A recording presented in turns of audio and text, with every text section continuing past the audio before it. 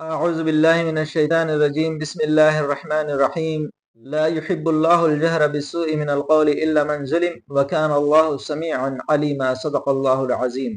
محترم ناظرین، چھٹے پارے کے خلاصے کو میں پیش کرنے جا رہا ہوں۔ ویسے تو پانچویں پارے کے خلاصے میں چھٹے پارے کی چند آیات کا خلاصہ میں نے پیش کیا تھا، جس میں حضور اکرم صلی اللہ علیہ وسلم کے سامنے منافقین بڑے بڑے دعوے کرتے تھے ایمان کے، لیکن اللہ رب العزت نے ان کی پول کھول کر رکھ دی اور یہ بتایا کہ ان المنافقین فی الدرک الاسفل من النار، یہ منافقین جہنم کے نچلے اور ایک دم پرلے درجے میں رہیں گے۔ اور ساتھ ہی ساتھ حضور اکرم صلی اللہ علیہ وسلم کو ان کی حرکات سے تکلیف نہ ہونے کے لیے دلاسا دیتے ہوئے یہ فرمایا کہ یہ شیوا، یہ رویہ ان کا صرف آپ کے ساتھ ہی محدود نہیں، بلکہ آپ سے پہلے جو انبیاء گزرے، جو کتابیں آسمان سے نازل کی گئی ان میں تحریف کرے، اور انبیاؤں کے ساتھ بھی انہوں نے بدسلوکی کی۔ اس کے بعد انشاءاللہ چھٹے پارے کی وہ آیت جو رہ گئی بیان کرنے سے، اس پر میں مختصر سی بات کہہ کر سورہ مائدہ کی طرف آگے بڑھوں گا۔ اللہ تعالیٰ چھٹے پارے کی پہلی آیت میں فرماتے ہیں لا يحب اللہ الجہر بسوء من القول الا من ظلم۔ اللہ رب العزت چلانے کو اور بد زبانی کو پسند نہیں فرماتے، لیکن ایک استثناء، ایک ایکسپشن اللہ تعالیٰ نے ان لوگوں کے لیے رکھا ہے جو مظلوم ہیں۔ یہ دین اسلام فطرت پر مبنی ہے، جب کسی کے ساتھ ظلم کیا جاتا ہے تو مظلوم کے دل سے آہ نکلتی ہے، چیخ بھی نکلتی ہے، اللہ تعالیٰ نے اس کی رعایت رکھی ہے۔ ایک حدیث میں بھی ہمیں یہ مفہوم ملتا ہے کہ مظلوم کی بد دعا سے بچو، اس کے اور اللہ کے بیچ میں درمیان میں کوئی پردہ حائل نہیں ہوتا۔ اور آگے اللہ تعالیٰ فرماتے ہیں کہ مظلوم اگر اپنا کردار اس طریقے سے پیش کرے، وہ عفو اور درگزر کرے، تو اللہ کے نزدیک بہت بڑا اجر ہے۔ اسی طریقے سے آئیے عزیزان محترم، بڑی تیزی کے ساتھ ہم سورہ مائدہ کی طرف بڑھتے ہیں۔ اس سے پہلے کہ سورہ مائدہ کا مختصر خلاصہ پیش کروں، میں چاہتا ہوں کہ وقت کے کم ہونے کی وجہ سے جو اہم نکات ہے وہ آپ کے سامنے رکھوں، تاکہ آپ کو بھی ایک اندازہ ہو جائے کہ کن نکات پر بات ہوگی، کن پوائنٹس پر بات ہوگی، اور مجھے بھی کہنے میں آسانی ہو۔ تو پہلا نقطہ معاہدے کو لے کر ہے، فلفلنگ آف کانٹریکٹس یعنی وعدوں کا پورا کرنا۔ دوسرا نقطہ جو ہے حسد، یعنی حسد کس درجے تک انسان کو لے جا سکتی ہے، ایک بھائی دوسرے بھائی کو قتل کر سکتا ہے۔ حضرت آدم علیہ السلام کے دو بیٹوں کا قصہ انشاءاللہ اس میں بیان کیا جائے گا۔ تیسری جو سزائیں ہیں اسلام میں وہ کس غرض سے ہے، مقصد شریعت کیا ہے، کیونکہ بہت سارے ناقدین یعنی کرٹکس یہ کہتے ہیں کہ اسلام میں جو سزائیں ہیں بڑی ظالمانہ سزائیں ہیں۔ اور چوتھی جو بات ہے وہ یہ ہے کہ اسلام کا مرکزی مضمون یعنی کہ دعوت، توحید کی دعوت اور دین اسلام کی دعوت۔ پانچویں جو بات ہے جس میں امت مسلمہ بہت بری طرح مبتلا ہے، غلو ہے۔ اور چھٹی جو بات ہے پہچان ہے، وہ دشمن کی اور ہمدرد کون ہے اور کس پر دعوت زیادہ اثر کرنے کی جو بات کہی گئی ہے اس پر انشاءاللہ بات کریں گے۔ تو آئیے ہم چلتے ہیں پہلے پوائنٹ کی طرف، معاہدہ۔ ویسے تو معاہدہ کا معنی ہوتے ہیں دسترخوان کے، لیکن یہاں جو بات ہو رہی ہے وہ معاہدے کی، یعنی وعدے کی، کانٹریکٹ کی، پرومس کی۔ یہ وعدہ، یہ کانٹریکٹ کوئی پیسے کی لین دین یا کوئی پراپرٹی کے لین دین کے بارے میں نہیں، بلکہ اہل کتاب نے جو معاہدہ کیا تھا اللہ سے، جو وعدہ لیا تھا، جو کانٹریکٹ کیا تھا کہ ایک اللہ کی عبادت کریں گے اور اللہ کی اتاری ہوئی کتاب کے ساتھ دنیا میں فیصلہ کریں گے۔ اہل کتاب اس وعدے کی فراموشی کرتے ہیں، اس وعدے کو پورا نہیں کرتے ہیں۔ اب یہ ٹرانزیشن فیز ہے، یعنی shifting of power, shifting of status, shifting of responsibility, یہ تینوں چیزیں اہل کتاب سے منتقل ہو کر اب امامت، اقتدار اور ذمہ داری، یہ ساری چیزیں امت مسلمہ کی طرف رخ کر رہی ہے۔ اسی لیے ہم دیکھتے ہیں اس میں جو چیزیں بتائیں، جو پچھلے بارے میں بیان کی گئی تھی حرام کی جو لسٹیں تھی، اب یہاں پر بھی کھانے پینے کو لے کر حرام حلال کی باتیں ہو رہی ہے۔ اور اللہ تعالیٰ یہاں فرما رہے الیوم اکملت لکم دینکم واتممت علیکم نعمتی ورضیت لکم الاسلام دینا۔ آج ہم نے اپنے دین کو کامل کر دیا اور ہماری نعمت تم پر تمام کر دی، اور راضی ہو گئے اس بات پر کہ تمہارا دین اسلام ہے، یعنی فرما برداری ہے۔ وہ لوگ فرما برداری کے وعدے کو پورا نہیں کر سکے، اب تمہاری ذمہ داری ہے کہ تم فرما برداری، یعنی اسلام کے معنی ہے فرما برداری، فرما برداری کے وعدے کو تم پورا کرو۔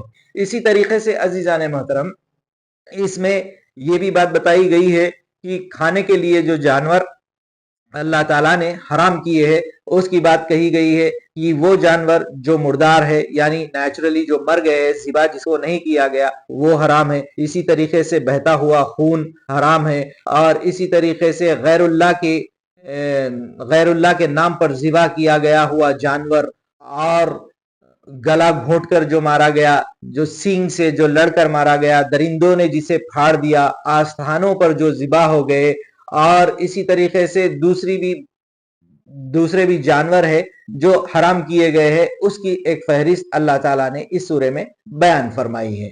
اس کے بعد اللہ تعالیٰ نے یہ بھی کہا ہے کہ اگر ان کے اندر جان ہے اور تم ذبح کر دے تو کوئی حرج نہیں، لیکن ساتھ میں یہ بھی بیان فرمایا اللہ تعالیٰ نے کہ اگر کوئی ایمرجنسی پیش آئی، جان پر بن آ گئی، تو حرام بھی حلال ہو جائے گا۔ اسی کے ساتھ ساتھ اللہ تعالیٰ نے یہ بھی بیان فرمایا ہے کہ اہل کتاب کا کھانا تم کھا سکتے ہو، اور اہل کتاب تمہارا کھانا کھا سکتے ہیں، اور اہل کتاب کی لڑکیوں سے نکاح کرنے کی بھی اجازت دے دی گئی ہے۔ تو آئیے دوسرے نقطے کی طرف، جس میں یہ بیان کیا گیا ہے کہ حضرت آدم علیہ السلام کے دونوں بیٹوں کا واقعہ، جس میں ایک بیٹے کی قربانی قبول ہوتی ہے اور دوسرے کی قبول نہیں ہوتی۔ دوسرے کی جس کی قبول نہیں ہوتی، بجائے اس کے کہ وہ اپنی غلطیوں پر، اپنی کمزوریوں پر غور کرے اور اللہ سے دعا کرے معافی کی، لیکن وہ یہ کرتا ہے کہ جس کی قبول ہوئی اس کا قتل کرنے کا ارادہ کرتا ہے اور قتل کرنے پر کھڑے ہو جاتا ہے۔ تو دوسرا بھائی وہ یہ کہہ کے پیچھے ہٹ جاتا ہے کہ اگر تو قتل کرنا چاہے میں تو اس کام میں شامل نہیں ہوں گا، اس کا عذاب بھی تیرے سر پر ہے۔ تو یہاں سے ایک بات یہ بھی ملتی ہے کہ یہ حسد کا جو معاملہ ہے یہ بڑا پرانا ہے، انبیاء یعنی کہ نبی بڑا پرانا ہے، نبیوں کی اولاد رہنے کے باوجود ان کے بھی درمیان حسد کا پہلو ہم دیکھتے ہیں، اور اسی طریقے سے حسد اس انتہا تک لے جا سکتی ہے کہ آدمی دوسرے کا قتل کرے۔ اس کے ساتھ ایک اور یہ بھی تصور لوگوں نے بیان کیا ہے کہ انسان کی ابتدا میں نیکی اور بدی سے واقف نہیں تھا، بلکہ قرآن یہ کہتا ہے فَأَلْهَمَهَا فُجُورَهَا وَتَقْوَاهَا، اللہ تعالیٰ نے برائی اور اچھائی ایک بلٹ ان اپلیکیشن کے طور پر ودیت کر دی گئی۔ اسی لیے جب قتل ہو جاتا ہے تو قاتل جو بھائی تھا وہ بڑا پشیمان ہوتا ہے، بڑا افسوس کرتا ہے۔ تو یہ بتاتا ہے کہ انسان کے اندر افسوس کا جو مادہ ہے وہ ایک ودیت کی ہوئی چیز ہے۔ اور دوسرا جو تصور ہے کہ ظلم اور مظلوم کا یہ جو سلسلہ چلا آ رہا ہے یہ بھی بڑا پرانا ہے، حق اور باطل کی جنگ بڑی پرانی ہے۔ حضرت آدم علیہ السلام کے دوسرے بیٹے نے یہ ثابت کیا شہید ہو کر کہ باطل پر زندہ رہنا حق پر مرنے سے 1000 درجے بہتر ہے۔ انہوں نے موت کو تسلیم کیا لیکن خود بھائی کو قتل کرنے پر راضی نہیں ہوئے۔ یہ درس ہمیں ملتا ہے۔ اور اس کے آگے اللہ تعالیٰ نے فرمایا اسی کے بعد کہ ایک انسان کی جان بچانا گویا ایسا ہے کہ تمام نوع انسانی کی جان اس نے بچا لی، اور ایک انسان کا قتل کرنا گویا ایسا ہے کہ تمام انسانیت کا اس نے قتل کر دیا۔ اس سے یہ بھی معلوم ہوتا ہے کہ قرآن کریم میں انسان کے جان کی حرمت، سینکٹیٹی آف ہیومن لائف کو کتنا امپورٹنس دیا گیا ہے۔ اب آئیے عزیزان محترم تیسرے پوائنٹ پر، جس میں یہ بات بتائی گئی ہے کہ قصاص کے تعلق سے، یعنی قتل کے بدلے قتل، اور اسی طریقے سے اللہ نے یہ فرمایا کہ اہل کتاب کو بھی اس طرح کا حکم نازل ہوا تھا، لیکن انہوں نے کتابوں میں تحریف کر دی، اور چور کی سزا ہاتھ کاٹنے کی۔ اس پر ناقدین یعنی کرٹکس نے بڑا کرٹیسزم کیا ہے۔ ایک جو مین کرٹیسزم ہے وہ یہ کہتے ہیں کہ اسلام میں سزا بڑی ظالمانہ ہے، باربری پنشمنٹ ہے۔ تو عزیزان محترم میں آپ کو یہ بتا دوں، اسلام میں یہ جو پنشمنٹ ہے یہ صرف یہی پنشمنٹ نہیں ہے، بلکہ آپ دیکھیں گے سورہ بقرہ میں قصاص کے بعد دیت یعنی بلڈ منی، کمپنسیشن۔ آج ماڈرن کرمنل لاس میں یہ چیزیں ملائی جا رہی ہے کہ جو وکٹم ہے اس کے جو نیئرسٹ ڈیئرسٹ ون، جو کلوز ریلیٹیوز ہے، ان کو بھی کمپنسیٹ کیا جائے کیونکہ وہ اس کے اوپر ڈیپینڈنٹ تھے۔ یہ آج ملائی جا رہی ہے، بلکہ اسلام 1400 سال پہلے یہ بات کہہ چکا ہے۔ یہ جو ڈیٹرنٹ تھیوری ہے یہ ایکچولی آج کے لا میں بھی ایگزسٹ کرتی ہے۔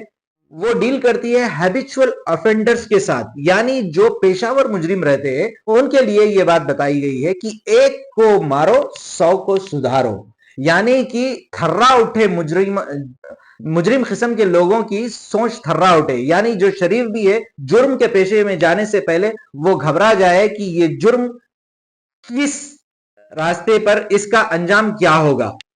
اسی لیے یہ پنشمنٹ تھیوری ہے. اب اسٹیٹسٹیکل ڈاٹاز دیکھیں اور کرائم ریٹ دیکھیں کنٹری کے کہ کہاں پر کرائم زیادہ ہے اور وہاں کی پنشمنٹ تھیوری کیا ہے. اس سے آپ کو سارا معاملہ صاف نظر آ جائے گا. تو یہ تھا تیسرا پوائنٹ. تو آئیے اب چوتھے پوائنٹ کی طرف جو بے حد اہم ہے اور بالکل کھلے الفاظوں میں اللہ تعالیٰ نے حضور اکرم صلی اللہ علیہ وسلم کو فرمایا یا ایھا الرسول بلغ ما انزل الیک من ربک وان لم تفعل فما بلغت رسالته واللہ یعصمک من الناس ان اللہ لا یہدی القوم الکافرین. اے رسول پہنچا دو جو تم پر نازل کی گئی ہے. وَإِن لَمْ تَفْعَلْ اگر تم نے یہ نہیں کیا تو تم نے رسالت کا حق ادا نہیں کیا. اللہ رب العزت حضور اکرم صلی اللہ علیہ وسلم کو رسول ہونے کی ضمانت اس وقت دے رہے ہیں جب وہ اللہ کے اتارے ہوئے کلام کو پہنچائے.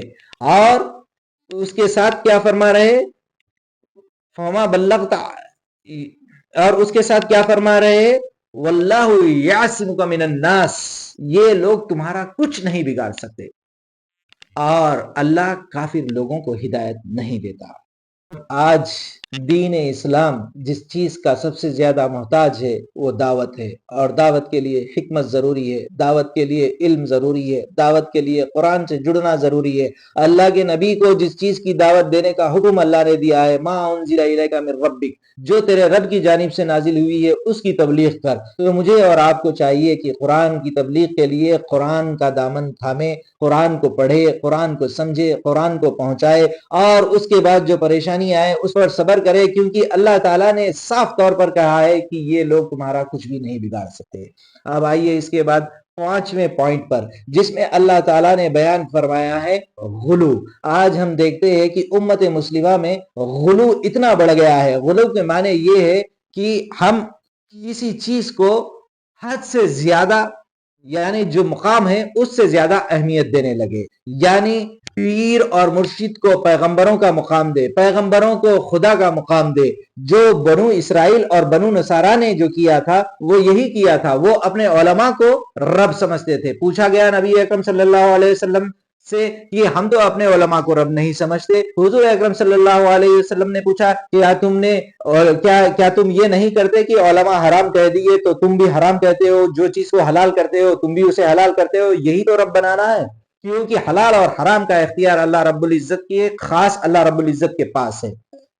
کیونکہ حلال اور حرام کا اختیار صرف اللہ کے پاس ہے. اسی طریقے سے بنو نصارہ جو بڑے ہی دل کے ہمدرد ہے, آگے میں آپ کو بات بتاؤں گا, اللہ تعالیٰ نے خود ان کی تعریف کی ہے, لیکن وہ کیا کر گئے, وہ عیسیٰ علیہ السلام کو خدا کا بیٹا مان گئے. اور اسی طریقے سے دوسرے اور فرقے انہی کے اندر پیدا ہوئے جو مریم علیہ السلام کی بھی عبادت کرنے لگے اور بہت سے دنیا کو چھوڑ کر عبادت میں غلو کر گئے. تو اللہ رب العزت یہ ساری چیزیں اس لیے بیان کرتا ہے کہ یہ برائیاں ہمارے اندر نہ آئے. تو عزیزان محترم ضرورت ہے اس بات کی کہ ہم غلو کے پہلو کو سمجھے, چیزوں کو بیلنس کرنا سیکھے. جیسا کہ وَكَذَلِكَ جَعَلْنَاكُمْ أُمَّةً وَسَطًا اللہ رب العزت نے اس امت کو ایک بیلنسڈ امت قرار دیا ہے. دنیا میں رہتے ہوئے آخرت کی چاہت تو کرنا ہے لیکن دنیا کو بھی اس طریقے سے استعمال کرنا ہے جیسا رب نے استعمال کرنے کا حکم دیا ہے. اب آئیے آخری نقطے پر, کون اپنا شدید دشمن ہے اور کون اپنا قریبی ہے, یعنی کہ دعوت کے لحاظ سے کون زیادہ نرم ہے. اللہ رب العزت فرماتے ہیں لَتَجِدَنَّ أَشَدَّ النَّاسِ عَدَاوَةً لِلَّذِينَ آمَنُوا الْيَهُودَ وَالَّذِينَ أَشْرَكُوا. تم دیکھو گے کہ یہود اور مشرک کو بڑے شدید دشمنی میں بڑے شدید رہیں گے. اور اس کے بعد اللہ تعالیٰ فرماتے ہیں کہ نصارہ جو اپنے آپ کو نصارہ کہیں گے, قالوا انا نصارى, جو اپنے آپ کو نصارہ ہیلپر یعنی کرسچنز کے بارے میں اللہ تعالیٰ واضح طور پر فرماتے ہیں کہ وہ بڑے قریب رہیں گے, بڑے یعنی نرم دل رہیں گے. اور اس کے بعد یہ بتاتے ہیں کہ یہ کیوں رہیں گے, ذالک بأن منہم قسیسین ورہبان وانہم لا یستکبرون, کیونکہ ان کے اندر بڑے بڑے یعنی کہ دین کی باتیں کرنے والے. تب آج بھی ہم دیکھیں گے دنیا میں اگر دعوت کا کام, اگر یہ اور بات ہے کہ وہ گمراہ ہے یا ان کے عقیدے میں بگاڑ ہے, لیکن انسانی ہمدردی اور انسانوں سے محبت سے ملنا اور انسانوں کو قریب لینا اور ویلفیئر کے کام کرنا اگر ہم دیکھیں گے تو وہ بنو نصارہ میں دیکھیں گے، کرسچنز میں دیکھیں گے۔ اللہ یہی بات فرماتا ہے سینا ورہبانو، اور دنیا کو وہ ناپسند کرنے کا طبقہ بھی اگر ہم دیکھیں گے تو وہ کرسچنز میں دیکھیں گے۔ اور سب سے بڑی بات اللہ تعالیٰ نے یہ بتائی ہے کہ ان کے اندر تکبر نہیں رہتا۔ اس کا ہرگز یہ معنی نہیں ہے کہ سارے کے سارے کرسچنز ویسے رہیں گے، ان لوگوں میں ایسے لوگ ملیں گے جو ہمدرد رہیں گے، جو آپ کی بات سنیں گے، جن پر اگر ہم دعوت کا کام کریں گے تو قوی امید ہے، زیادہ امید ہے کہ وہ اپنے کلام کو سمجھیں گے بھی اور ایمان لائیں گے۔ اور یہی بات اللہ تعالیٰ نے اس پارے میں یہ بھی بیان فرمائی ہے کہ قرآن کریم، اور یہی بات ہم دیکھتے ہیں آئے دن میڈیا میں ہو یا اور کہیں بھی، جتنی تعداد نصارہ کی اسلام میں داخل ہوتی ہے، جو انٹلیکچل لیول کے لوگ ہوتے، اور ہم یہ دیکھتے بھی ہیں اپنی آنکھوں سے آئے دن کہ جتنے انٹلیکچوئلز جو اسلام میں داخل ہو رہے ہیں، جو اسلام کی حقانیت کو سمجھ رہے ہیں، وہ زیادہ تر نصارہ کے ہی انٹلیکچوئلز ہو رہے ہیں۔ تو اس سے ہمیں پتا چلتا ہے کہ محنت کہاں کرنی ہے۔ محترم انشاءاللہ اجازت دیجئے، بہت جلد 7ویں پارے کے خلاصے کے ساتھ میں آپ کی خدمت میں پیش ہوں گا۔ جب تک کے لیے السلام علیکم۔